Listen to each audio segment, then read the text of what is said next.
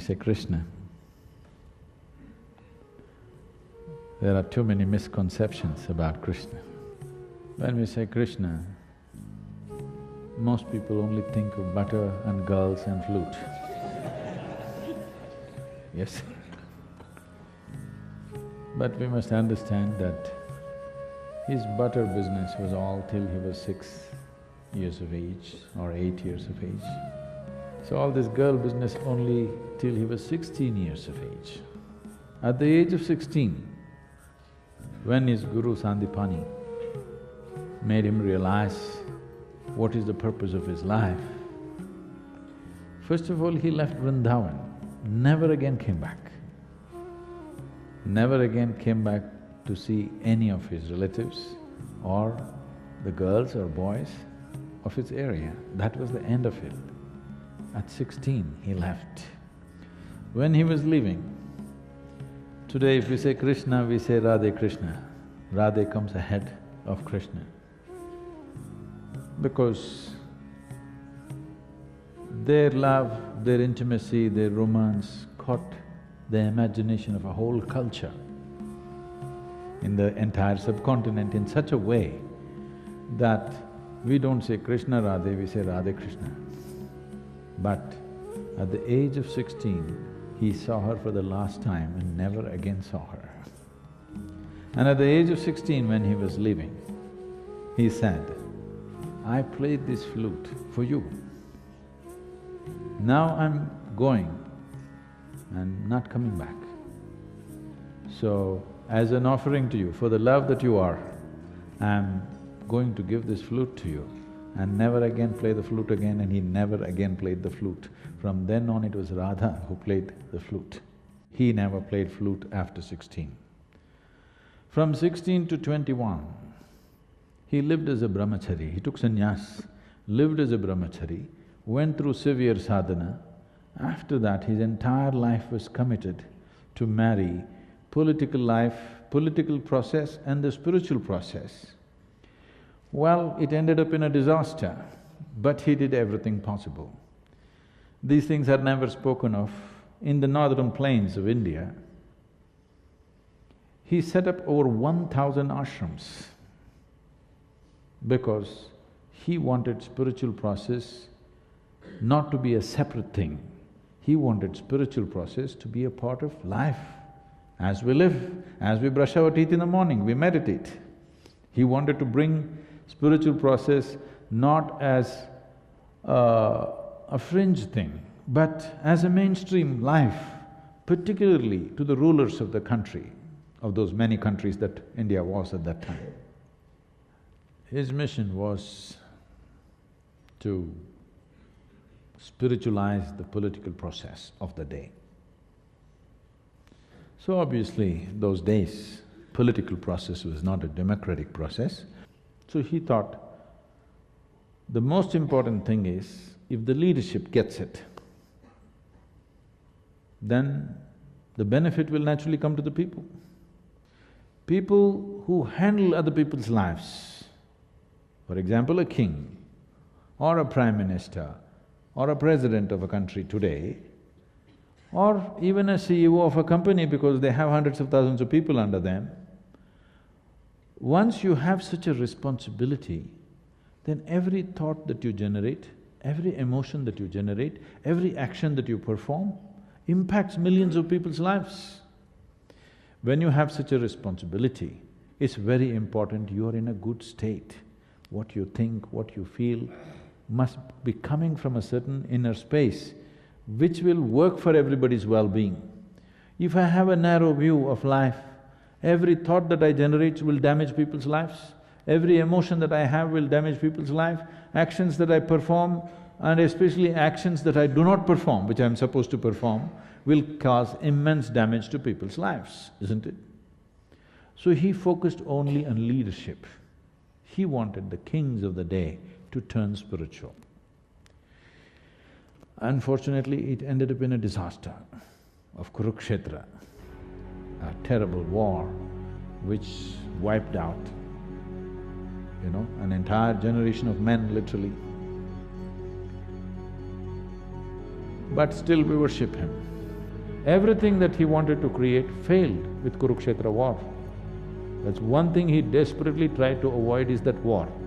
But the most terrible war happened, and even his own clan all fought among themselves and killed themselves.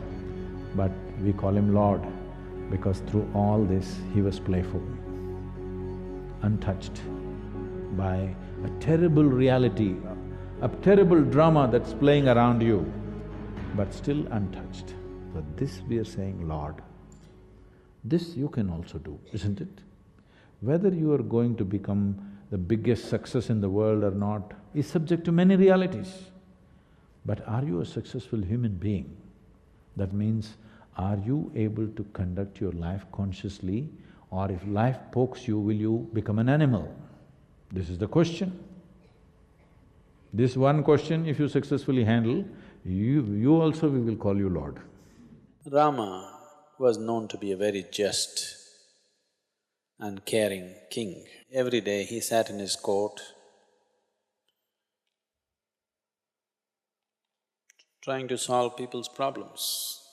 So that day, towards the end of the evening, towards the end of the day when he's to wind up the activities of the court, when he had finished dealing with all the people, he told his brother Lakshmana, who was deeply dedicated to Rama,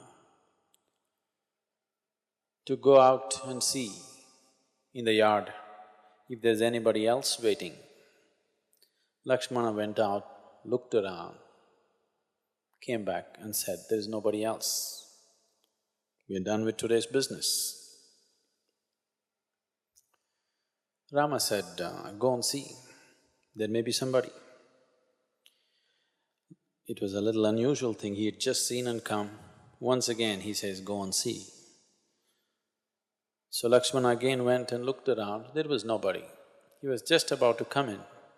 Then he noticed a dog which was sitting with a very sad face, and it had a wound on its head.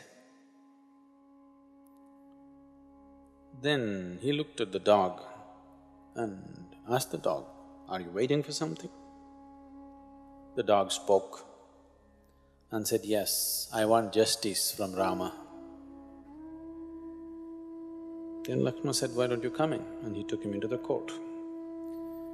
The dog came, bowed down to Rama and spoke. He said, "Oh, Rama, I want justice.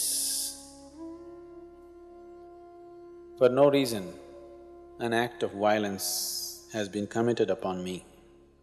I was just sitting by myself. This man, whose name was Sarvartha Siddha, he came and hit me on my head with a stick for no reason at all. I was simply sitting. I want justice." Immediately Rama sent forth for Sarvartha Siddha, who was a beggar. He was brought. So Rama asked, "What is your side of the story?" Here this dog says, "You hit him without any reason." Sarvartha Siddha said, "Yes, I am guilty of the crime that the dog is accusing me of. I was overtaken by hunger, I was angry, I was frustrated.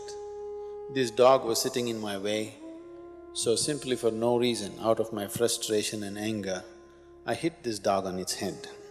Whatever punishment you want to give, please give me." Then Rama put this forth to his ministers and courtiers. He said, "What is the punishment that you deem for this beggar?" They all thought about it and they said, "Wait a minute. This is a very complicated case. First of all, this is a case where a human being and a dog are involved. So all the laws that we normally know are somehow not applicable. So, it is being the king, it is your prerogative to come up with a judgment." Rama asked the dog, "What do you say? Do you have any suggestion?" The dog said, "Yes, I have an appropriate punishment for this man." "What is it? You speak out." So the dog said, "Make him the chief monk of Kalinjar monastery." Rama said, "So it be." And the beggar was appointed as the chief of the Kalinjar monastery, which was a very celebrated monastery.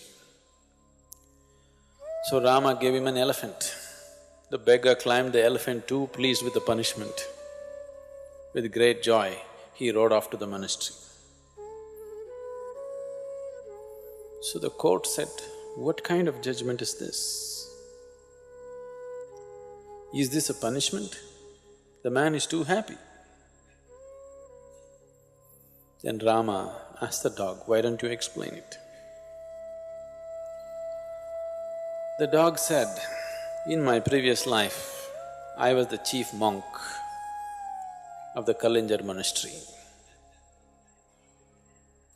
And I went there because I was truly dedicated to my spiritual well-being, and also to the monastery, which was instrumental in imparting spiritual well-being to many other people. I went there with a commitment to offer this to myself and to everybody, and I strived, I did my best. But as days passed, slowly, other impressions in my mind here and there overtook me. Mostly I remained steadfast to my purpose, but here and there it overtook me. The name and fame that came along with the chief, being a chief monk, somewhere affected me. Many times my ego performed, not me. Many times I started enjoying the simple recognition by the people as to who I was. People started treating me like a holy man. Within myself I knew I was not, but I started behaving like one, started demanding the things that should normally belong to a holy person. I did not commit myself to my total transformation, but started pretending like one, and anyway people supported me. Such things happened. And slowly, my commitment for my spiritual well-being and the people around me slowly receded. Many moments I tried to bring myself back, but the overwhelming recognition around me, somewhere I lost myself. And this Sarvartha Siddha, this beggar, has anger in him, has ego in him, is capable of frustration. So I know he will punish himself, as I did. So this is the best punishment for him. Let him be the chief monk of Kalinja monastery.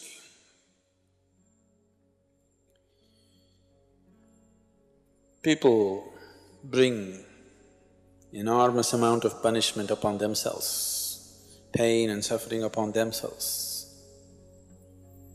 Not necessarily a life committed to evil. Life may be committed to spiritual well-being, life may be committed to many good things, but every day they choose and re-choose. They don't allow their destiny to take shape. They keep destabilizing themselves by constantly falling off and falling on, falling off and falling on. They will bring enormous trouble to themselves. Not because there's anything evil about them, simply because they don't allow life to form itself. It is like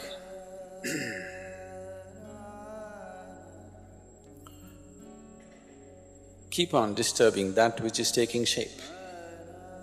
Every time you choose and unchoose, you distort the course of your destiny. lot of sadhana, lot of things. Today, if you face a frustrating situation, no situation is frustrating. If some situation you see and you get frustrated, then you unchoose from the path that you have taken. Tomorrow morning again you are on, but by unchoosing yourself for a few hours, you have destabilized the formation of your destiny, the course of your destiny. A determined mind, a mind whose determination, a mind whose choice is permanent. Once you make a choice, you make yourself choiceless. Such a mind will allow the destiny to flow the way you have chosen. A very beautiful incident happened in Ramayana. Rama, too many unfortunate happenings in his life. He is a king, for some reason he loses his kingdom, or he gives up his kingdom, or whichever way, or he's conned out of his kingdom, or he's too gentle to protest and walks away from it into the jungle, lives a hard life. Then his wife gets kidnapped by Ravan. And then, having love for his wife and being despondent about the loss of her and being concerned what could be happening to her, he walks all the way down south, gathers an army of Tamil people. Yeah, who else was in Tamil Nadu? And gets across to Sri Lanka, wages a war, defeats Ravan in the battle, slays him. As all of you know, Ravan had 10 heads. With one you're struggling. He had 10. So Rama went about,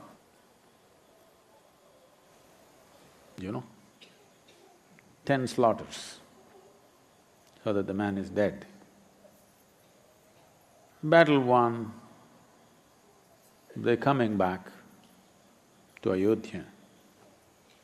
Rama chooses, he says, I don't want to go back to the kingdom, I want to go to Himalayas and spend some time in the cave of Agastya Muni, because I want to repent for the great sin that I have committed. I have killed someone who was pious, a great devotee of Shiva, a phenomenal scholar, a great king, a generous man. The others were shocked. Lakshmana, his brother, said, what are you talking about? Ravana kidnapped your wife. So Rama said, see, those are the other 9 heads. In these other 9 heads of his, he had greed, jealousy, lust, all kinds of things. But there was one head which had great wisdom, knowledge, piety, devotion. I regret taking that head. I would have liked to leave that head alone, not kill the man, but there was no way to do it, so I had to do this. But I am in great repentance because I took away that one head. What this is trying to tell you is, all of you have 10 or more heads, all kinds of things. Do you see? One day your head is in greed, another day in jealousy, another day in hatred, another day in love, another day in beauty, another day in ugliness. Yes or no? Or the same day you go through everything. If I see you in a moment of jealousy, I'll say, this is a jealous one. If I see you in a moment of greed, I say, this is a greedy one. If I see you in a moment of hatred, I say, that is a hateful one. If I see you in a moment of lust, I say, that's a lustful one. No. Everybody has 10 and more heads. At different times, different heads are working. But everybody has head, at least one head of love, beauty, generosity, compassion, at least one head. There is. So the biggest mistake you do in your life is that instead of identifying and condemning a quality, you condemn an individual person. This is what Rama is trying to say.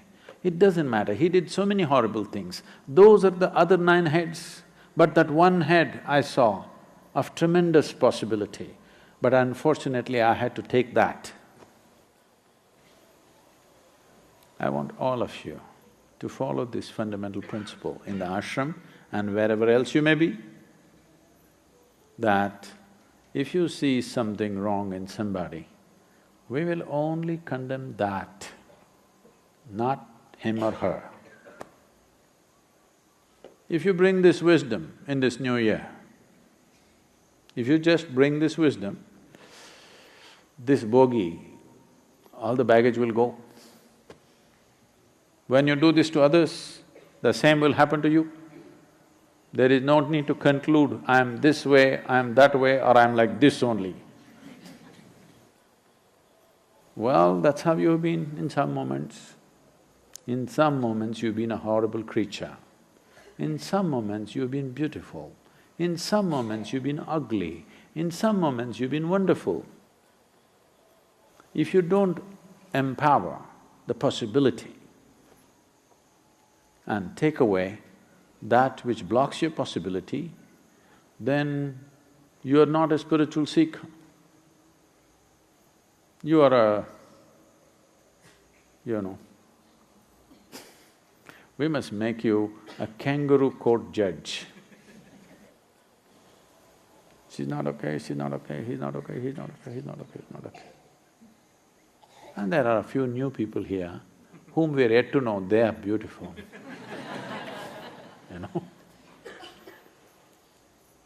That is a judgmental life. Otherwise, the more you get to know somebody, more love and compassion should happen because now you know all their struggles and problems and things. And suddenly you know, they are bloody as human as you are. Yes? Rama is doing penance for having killed a man who kidnaps his wife, and he's done many terrible things. But Rama is still identifying, there was one head which was so beautiful, I shouldn't have removed that. This is a man of great wisdom. This is why he is worshipped. Every sensible human being is like this. If you see a rose plant, we call it a rose plant. Tell me, are there more roses or more thorns? More thorns. But we call it a rose plant because we recognize the beauty. Maybe only one rose, but 1,000 thorns, but we still call it a rose plant. If you see a mango tree, there are more mangoes or more leaves? Definitely more leaves. We don't call it a leaf tree, we call it a mango tree because we recognize the sweetness that it drops. Those drops of sweetness, full of leaf, but that one mango, wow, mango tree. Why don't we see this in people? If there is one drop of sweetness. Have you seen any human being without a single drop of sweetness? Have you seen? Then please do this. before Pongal or Mattu Pongal comes, depending on which category you are. Please, everybody around you, the people that you work with on a daily basis, people with whom you've been rubbing, no, not rubbing shoulders, oh no. Just do this. The people that horrible person, this terrible woman, just see that one drop of sweetness can you recognize, because if you cannot recognize that, it will not reflect in you. You better know that. Terrible things that you see in other people will reflect in you. This does not mean you should become blind to everything. No. We see the leaf in the tree, we see the thorns in the rose bush, but we acknowledge the flower and the fruit. That's all we need to do. Rama's birthday is also coming in a couple of months. Let's make this happen.